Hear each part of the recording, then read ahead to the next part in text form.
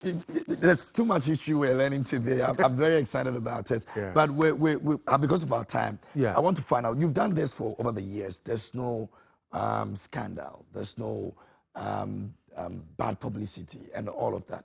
How do you handle that? And your relationship with others?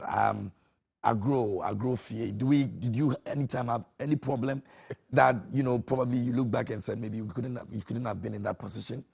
Okay, first of all, it's actually your training, how you were brought up in the house, how you should respect people, how you should accept other people's views and things like that.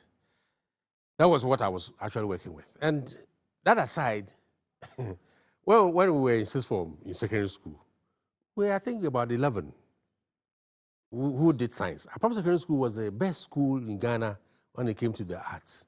Because every year, about 40 to 50% of the law school students were coming from Apam Secondary School. In fact, the recent past Chief Justice was a year ahead of me in secondary school in Apam. There were, and the Supreme Court had, at a point in time, 3 Apamites who were Supreme Court judges. Osi Adeyo Ajimambedu was a Apam student. He also went to do law. There were a lot of people, so the arts was solid. So the headmaster was actually trying to, always cream the best students to go and do science, to bring up the science department as well. So we were just 11 who were doing science. And I remember those times, some would say, I will go to the moon. Some would say, I'll build a nuclear reactor. Some would say, we had lofty ideas. You did well by stitching one of your friends. I wanted got a wound. Remember when you were young, you stitched one of your friends. Yes. Actually, that's what informed my choice of going to do medicine. As young boys, holidays, we were going to steal mango. There was a house right opposite our house, and there was this mango tree. The man, very wicked man, I would say, because he had some hideous beard, and he was living in the house all alone by himself. But the mango fruits were virtually fallen, were ripening and falling down and things, and you dare not, go there to touch it. So we waited, and this man left the house and went to town. And about 3 of us, we just jumped the wall, went into the house, decided to go and steal the mango. So I was under the tree. There was one guy on top of the tree and another one behind the wall.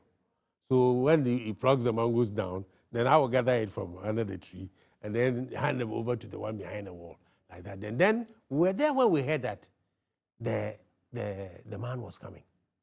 So because I was standing down, I quickly managed to jump the wall. The other guy on top of the tree, got scared and so decided to jump from the tree to the behind the wall. So he had a distance. Not knowing where he was going to land, there were broken bottles. So a bottle slashed his palm like that. And because he had gone to steal, we couldn't go and tell the house that this is what had happened. So I went for a needle and a black thread. Those days women use thread to plait their hair. And sutured it. Sewed it, from beginning to the end, sewed it. And, he kept it. He was wearing some long sweater. So he pulled this thing. So he kept it. But in the evening, as usual, you feel the pain. He started feeling the pain. He couldn't hide it. So the mother saw it and was wondering what was wrong with him. So he called me. He had no choice but to reveal. Then he saw, and they saw that they had been, sewed up. And perfectly. What? Fortunately, there were 2 male nurses in our house. Winneba. There were 2 male nurses in our house. So they quickly took the boy to one of the male nurses. He looked at it and said, no, let's take him to the hospital so that the doctor will actually look at it and see how best we can treat it. So I had to go with them because I did it. They would ask me questions. We got to the hospital and the doctor said, what did you do? Why did you do this? I said, I wanted to stop the blood because blood was oozing from the cut so much so that I couldn't, And all attempts that we tried, blood was still coming, and that's how come we had to suture it. The doctor looked at it and said, okay, this one, I won't touch it. I won't, He just put some, what do you call it?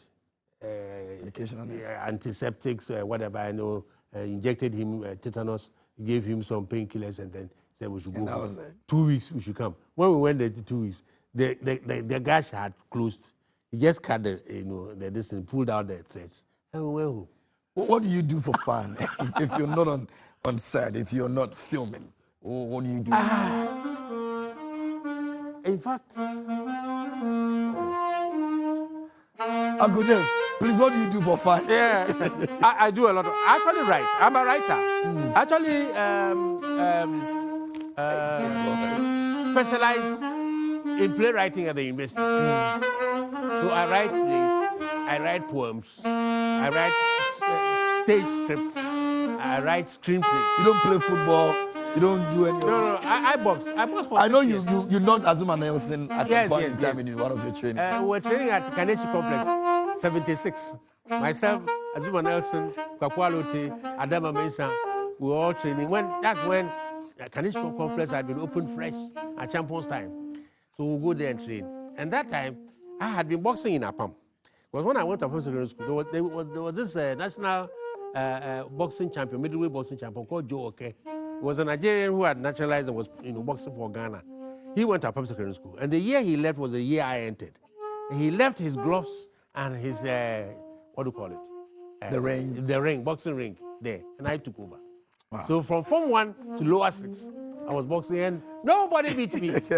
Nobody. No, for knocking out Azuma Nelson, that's a big deal. But would you want to get into boxing sometime? Oh no, actually, in fact, I was supposed to represent my region, Central Region at that time. We used to have National Day games, and I was sneaked to the stadium to represent Central Region because my sports master thought that I was very good and I could actually help Central Region get a medal. Then my father, I don't know how he heard of it. He came and said, our Ejime, you could school, and that was the end of my boxing career. That was the end of my boxing career, and of course, that will be where we actually end this conversation. Oh my goodness! I've had a good time learning a lot about history in terms of our movie industry, and what a good way to actually celebrate my birthday as well. So, Uncle Dave, forgive me. All this is because it's my birthday today. Oh, I don't know how. Congratulations! And may you get the best of the best that you wish for yourself all the time, all your life. Amen. Thank you so much. I mean, it's seriously an honor for me to do this and have you here on my birthday. It's great to be part of this wonderful occasion.